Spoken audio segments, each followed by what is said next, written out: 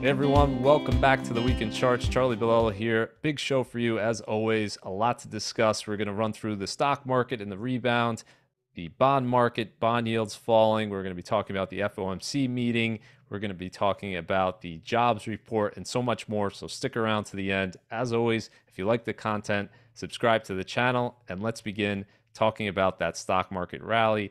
And the bulls are fighting back here. The market's bouncing back. And I'd say there's two primary reasons for the short-term advance this week, where the stock market was up every single day this week. Number one was sentiment. We talked about this last week, but I want to talk about it again because it really hit an extreme here. We're looking at the AAII sentiment poll. So this is looking at weekly data in terms of polling investors. Are you bullish, bearish, or neutral on the market going forward? And hit a 50% level in its most recent reading, which is the 96th percentile. So it was the percentage of bears was higher than 96% of other readings. That's pretty extreme, pretty negative. You don't often see that.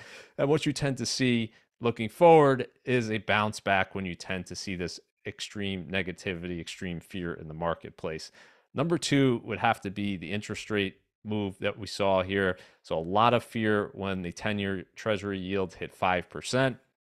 Investors concerned inflation might be coming back. You have these debt levels. You have a lot of concern that higher interest rates are going to lead to a slowdown in the economy. So when we got this relief here with interest rates falling this week, equities moving higher, I think, as a result of that as well. So 5% down to around 4.5%, pretty sizable move in terms of the 10-year yield. You don't often see a move that big in a short period of time like this. So looking at that chart of the S&P 500, you can see here so far V-shaped recovery. It was below the 200-day moving average and quickly recovered and closed well above it at the end of the week. And strong rally pretty much every day this week. So 5 straight days of advances for that S&P 500 index. And if we look at volatility, probably no surprise, but it was absolutely crushed. It was a little bit elevated above 20, not anything extreme by any means, but quickly moved lower. Is actually 30% lower on the week, the VIX, and that's a rare thing to see. You don't tend to see volatility go down that much in a single week. So big difference in terms of sentiment, in terms of volatility from week to week. A lot more optimism, obviously, today than a week ago. But if we look at the S&P 500 this year and we look at the VIX and look at volatility, as I've said, this is pretty normal year. It's kind of the average in terms of the VIX. We're around 17 and a half, the average VIX level so far in 2023, and that puts you right in the middle. So as an equity market investor, this is a pretty standard year. 2022, we've talked about, was above average in terms of volatility, definitely above average in terms of drawdown. But this year so far, we still have 2 months to go, but a very normal year in terms of volatility. I want to talk about investing during a drawdown because this is something that all investors have to confront, because most of the time the stock market isn't a drawdown. More than often than not, it's not at an all-time high. You're below that level. And investors have to deal with this each and every year because there's a drawdown of some magnitude. Now, this year, 10%, not huge. The average year is around 16%, median year 13%. So relatively mild year, but still it's troubling when you're in the midst of it. Investors naturally feel like the market's going to keep going down. It's going to be lower a year from now, or a few years from now, because the news is typically bad when you have these types of drawdowns. But what does the data suggest? If we look back at history at different levels of drawdown, is there anything an investor can kind of say about the future if you're at an all-time high versus, let's say, down a few percent, or down 10 to 20, 20 to 40, or more than 40%? And the answer, unfortunately, is pretty much no. There's nothing to be gleaned in the data except for the fact that the market is usually higher a year from that drawdown, 3 years, 5 years, 10 years, and the longer the time period, the higher the probability that the market is going to be positive and you're going to have a good experience as an investor. So there's nothing to suggest that just because you're in a drawdown, you should be expecting the market to be lower a year from now. It's actually the opposite. You should expect it to be higher, but as is always the case, nothing is 100%, particularly in the short run. there definitely have been times where the market's been in a drawdown like this and has been gone down more over the next year. So 78% of the time, market's positive. That means 22% of the time, when we're in a drawdown like we were last week, the market's lower a year later. If we lengthen that out to 3 years, it's only 9% of the time lower. 5 years, 5%, 10 years. When you get to 10 years, you're at 100% in terms of percentage positive, at least historically. So, big lesson for investors. You have to be thinking long term. The longer your horizon, the bigger the cumulative returns are on average. And that's where the big money is for investors.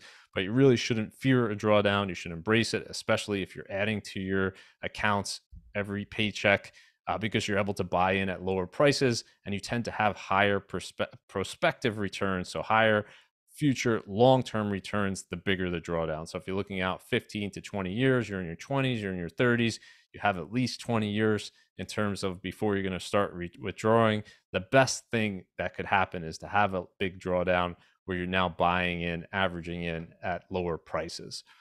Let's talk about earnings again and the bottom line. And once again, I want to emphasize the earnings so far have been pretty good, better than expected, up 19% in terms of year over year. Now we have 64% of companies reported. So more reporting every day. By next week, we're probably going to be up to around 80%. So we'll give another update then. But 19% year over year, third straight positive quarter. Pretty good in terms of overall earnings. If we're looking at GAAP earnings or operating earnings, both moving up.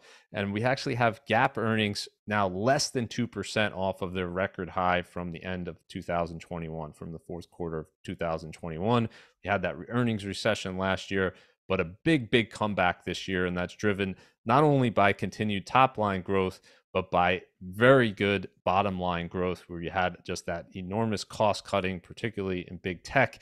And that's reaping the benefits this year in terms of the bottom line. Now, Apple reported this week, and unlike the other big tech companies, Apple's still showing a negative year-over-year revenue growth number. Once again, barely negative, almost 1% in terms of the year-over-year decline. But important to note, the stock did go down a little bit on the news, but important to note that net income for Apple, like the other big tech companies, much better than a year ago, up 11%, 23 billion in quarterly net income. So I think investors, obviously the reason why it wasn't hit more, investors are starting to look forward in terms of Apple having a recovery in terms of its revenue, and they just continue on the bottom line to improve. So if we're looking at operating profit margins, I added Apple to this list that I created last week. Across the board, you're seeing margin expansion in terms of this quarter versus a quarter, same quarter in 2022. So Apple's margins, 28%, moving up to 30% over the past year. And you can see all of these companies showing improved profit margins over the last year. And if we're looking at the big picture in terms of major companies here reporting, you can see top line growth pretty strong across the board. A number of these hitting a record high in terms of revenues for the quarter. You can see Apple at the bottom of this list, S&P 500 overall around 5% in terms of revenue growth. And so pretty good top line, but the big story has been the bottom line in terms of all of that cost cutting, the operating leverage, and you're just seeing huge net income gains from AMD, Amazon, Facebook or Meta, Google, Microsoft, Netflix, all higher than the S&P 500's earnings growth, which is pretty good at 19%. Then we have Apple over here and Tesla, really the only major company to the downside. And we've talked about what the reasons are for Tesla. It's that huge cost cutting, price cutting in terms of the vehicles, where you're seeing 30% or more in terms of the average vehicle price lower today than it was a year ago. So hitting the margins of Tesla, but the other companies moving the other direction, higher profit margins. So overall, this is probably part of the story as well. With a lack of bad news in terms of the inflation picture, and in terms of the Fed, which we'll talk about, and in terms of bond yields moving higher, investors obviously coming back to earnings as a reason to be positive. So definitely part of that 6% advance as well is this earnings recovery, and less than 2% again below record high in terms of S&P 500 earnings. So let's shift gears, talk about the labor market. Another report showing a real loosening of the labor market. So this has been a long process, but month after month, we continue to show a loosening of that labor market. And now we have 34 consecutive months of jobs growth. So 150,000 jobs were added in October. Not a huge number, a little bit below expectations, but in terms of the overall picture, still moving in the right direction, still adding jobs. And what are some signs that showing the labor market is loosening?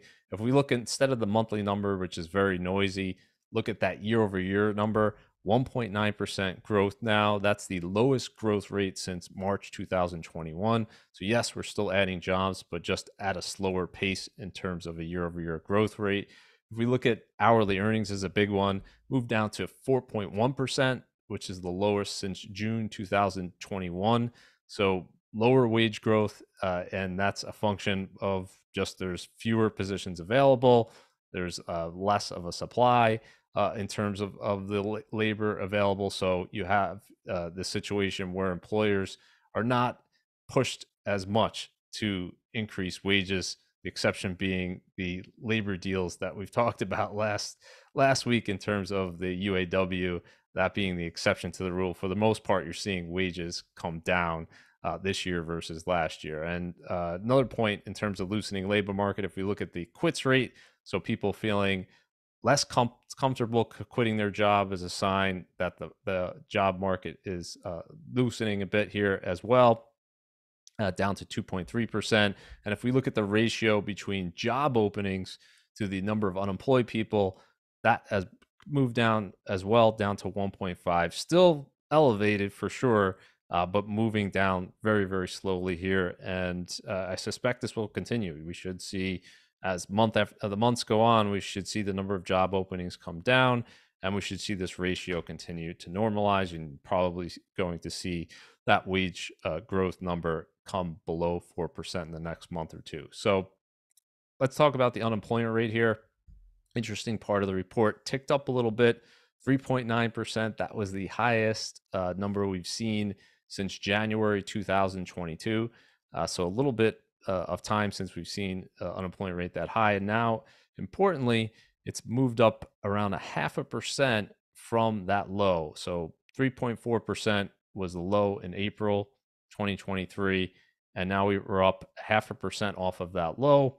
And historically, let's say this is the cycle low, 3.4%. So assuming that's the cycle low, historically, what has happened off of these other cycle lows historically when you've gone up half a percentage points from that low? So in this cycle here, 3.8 moving to 4.3%, this 4.4 moving to 4.9%, and so on. What has happened in the past?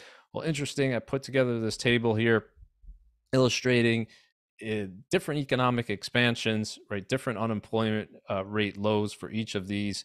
But when you have that 0.5 percentage point move off of the low, you tend to have a recession start relatively soon thereafter. And if we look at, let's say, the last 5 or 6 recessions, it's usually within a month or two of that happening. And so today the question is, well, is that going to be the same? Are we going to see a recession start in the next few months? Who knows?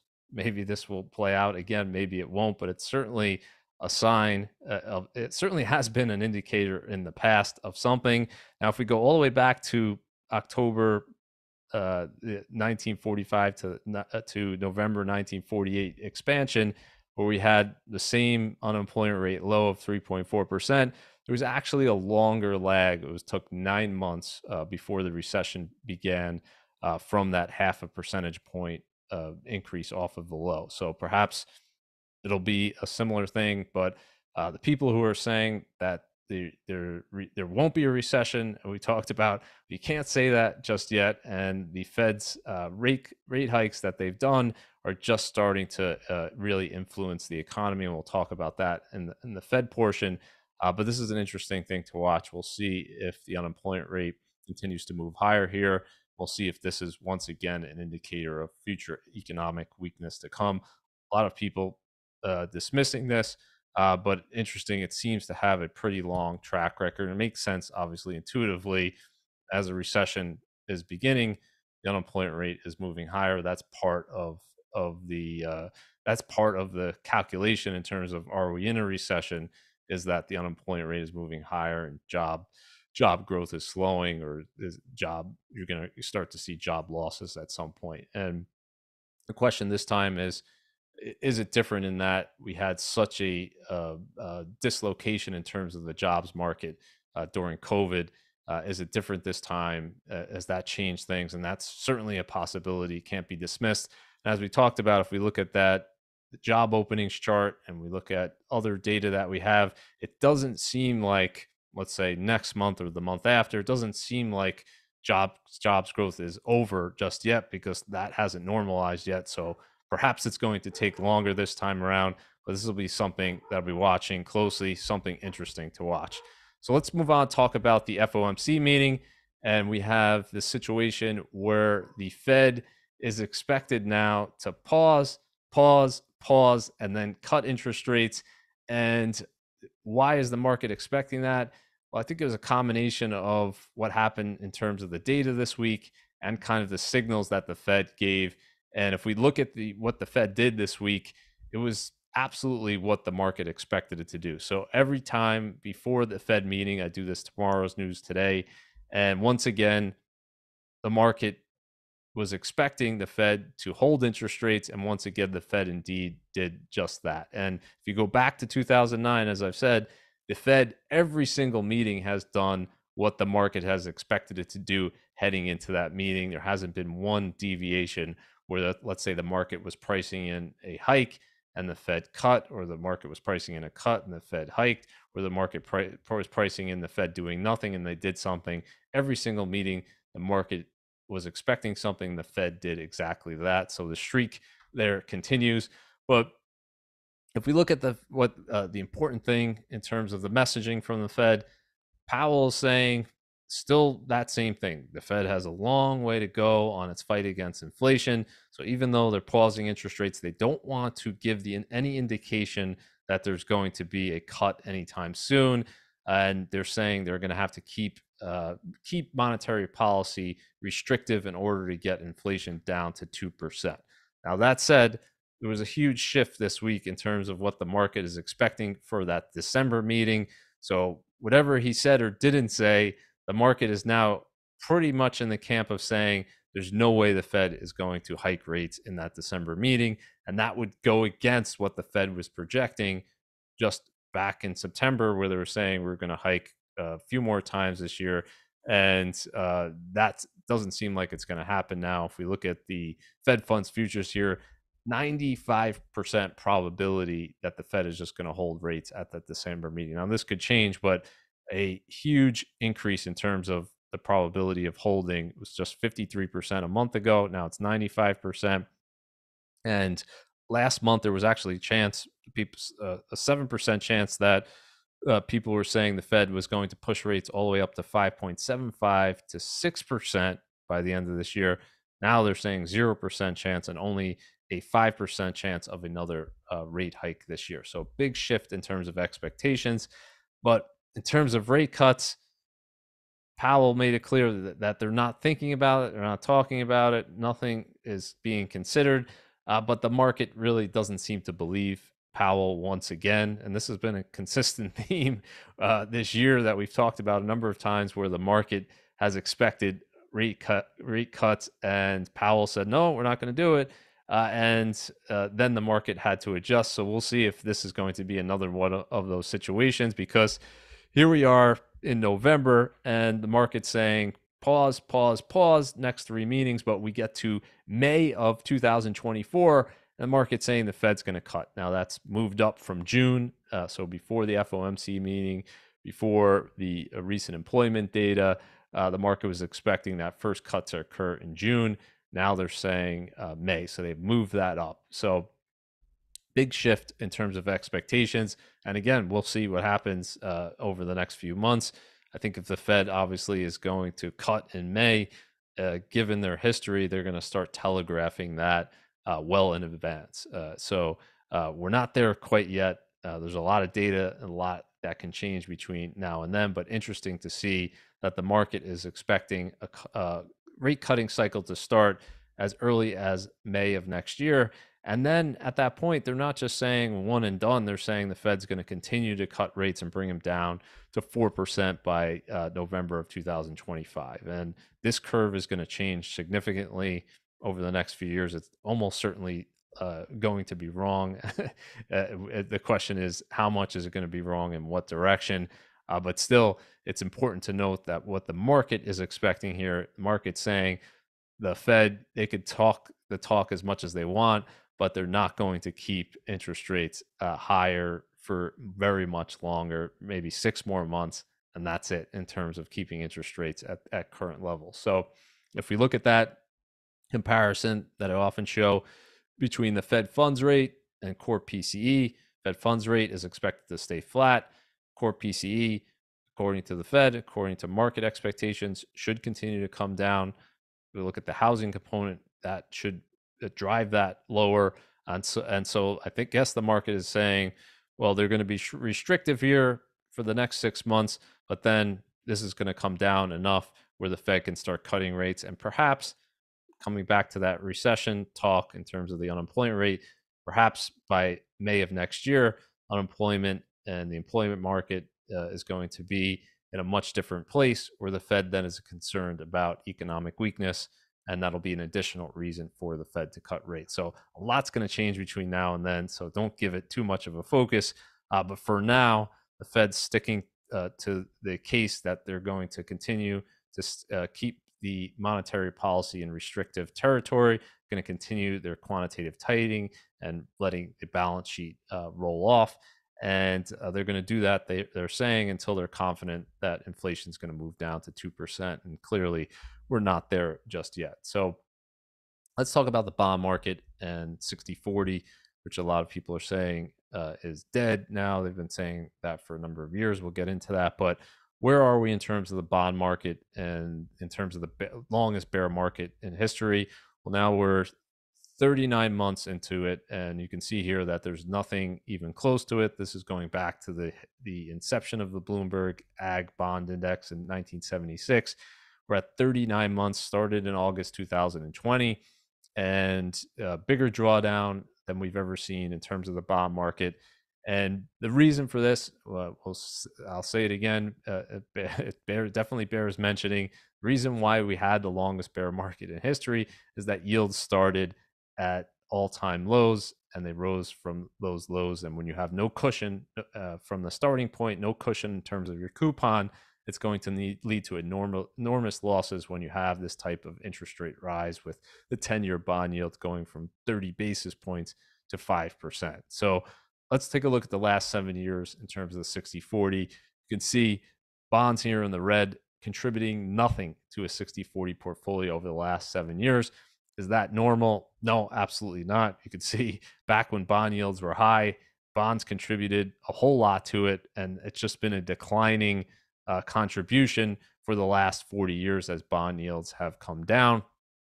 And of course, over the last few years, given that huge interest rate rise, we've seen that erase all of the returns for bonds over the last 7 years. Now, what is this picture going to look like going forward? Well, let's first start with the bond side. It should look better over the next 7 years. You got bond yields, we talked about it, at 5% today. Much different picture. 7 years ago, you were looking at 1.5%. So much better returns projected for the bond market of that. So that 40 should be a positive contributor over the next 7 years. How much, that remains to be seen. Direction of interest rates will dictate some of that, but most of that is going to be dictated just by the starting yields today, which are in a much better place. Now, the stock market, as you can see here, much more difficult game to play, much more difficult game in terms of trying to predict what the stock market's going to do, even over a 7-year period. You can see enormous returns during the 1990s boom, enormous returns during the boom after the lows in 2009. And you could see periods where, and this seems crazy for investors because it's been so long since this has happened, but periods where you had a 7-year return that was negative for the U.S. equity market. And could that happen again? Of Of course, it could. If it happened before, it could definitely happen again. So if we look at that 60-40 portfolio over the last 7 years, 5.4%, and all of that and more is coming just from the stock side, bonds being a net detractor. So over the next 7 years, bonds should be better. We don't know about the stock market. Obviously, given the volatility of stocks and given the higher weighting in the 60-40, the stock market is often a much bigger driver of that overall return. And that should be the case again going forward. And we'll just have to wait and see. Of course, historically, stocks have done around 10% a year, but huge fluctuations during, as you can see here, the annualized returns during 7 year periods. It's very rarely at that 10% level. It could be well above that, it could be well below that, very rarely right at that average. So, just an interesting thing to watch here in terms of bonds. Never really having a 7 year period where they've been down, but we never had a situation where interest rates were so low. And so the future going to be much better for bonds.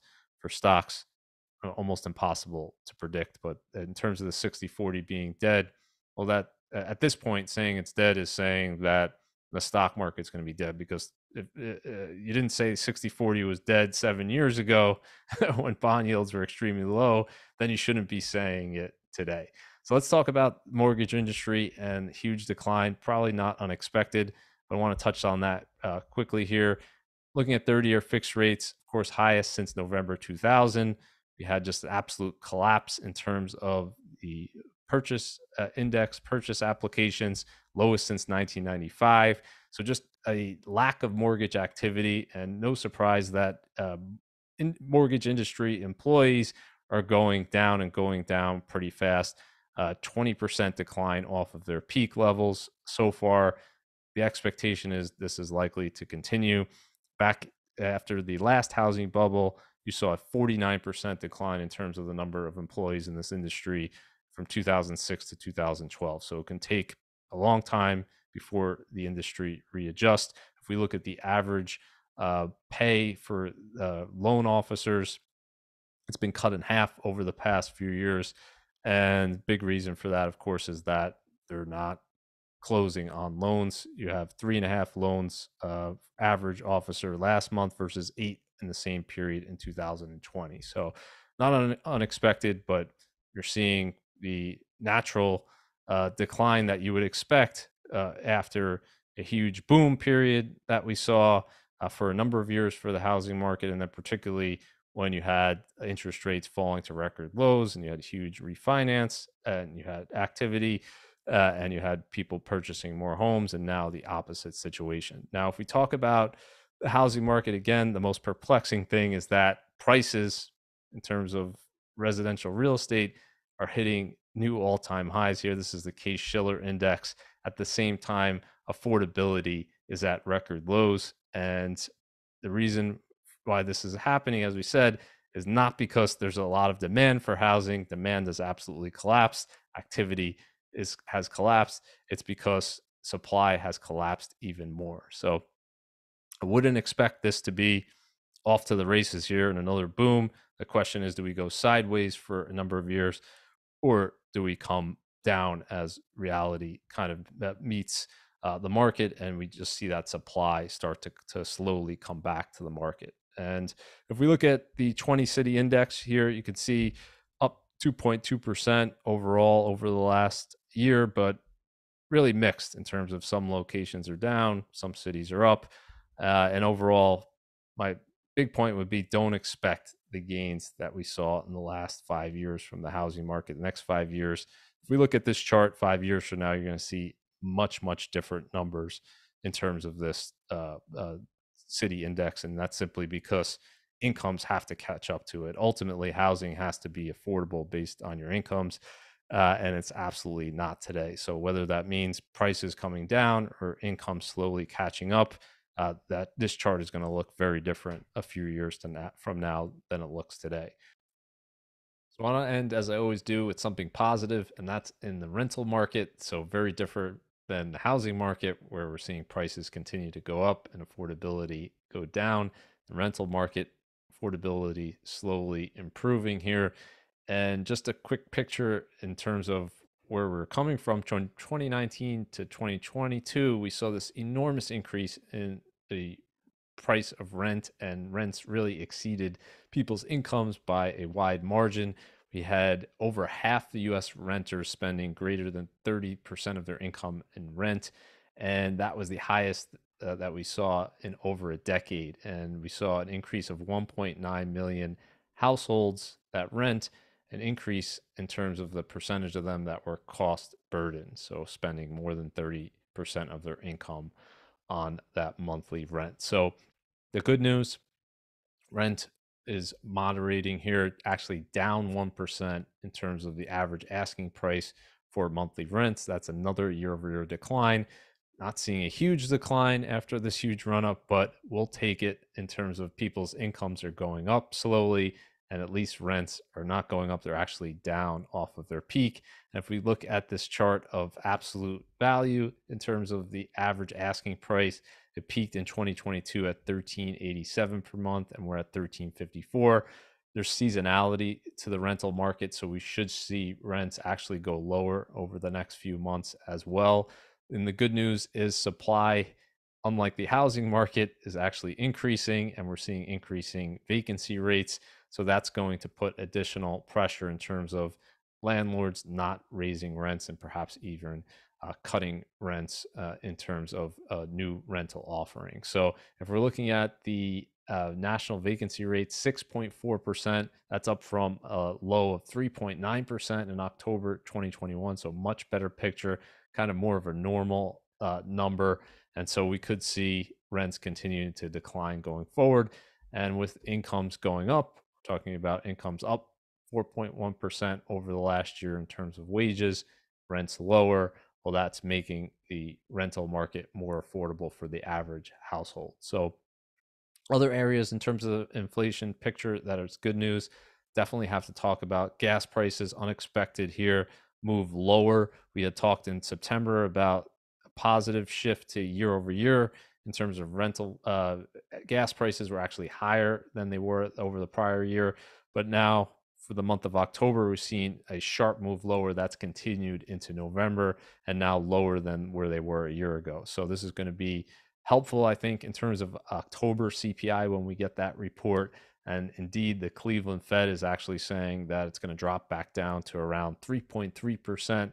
So very good number there from where we were last month. And hopefully this is going to lead to a continued decline in CPI, and this will cross back below 3% instead of above 4%, which many people were fearing after the recent rise in CPI. So talking about inflation, talking about wages, what's the most important chart to me? Well, it's this chart showing real average hourly earnings. So comparing wage growth over the last year to inflation, and for a number of months, and this is why people are feeling so pessimistic, their wages were not keeping pace with rising prices. And we've had 5 straight months where that situation has been different, where wages have outpacing prices, and I expect when we get that next CPI report, it's going to be a 6th consecutive month. Again, we have that 4.1% wage growth over the last year. And if CPI comes in around 3.3%, that spread is positive. So people are going to be feeling better, much better about that. And hopefully this trend continues. So with that, we'll leave it right there. Have a great weekend, everyone. Thanks for joining me today. If you like the content, as always, subscribe to the channel, and I'll see you next time on the Week in Charts.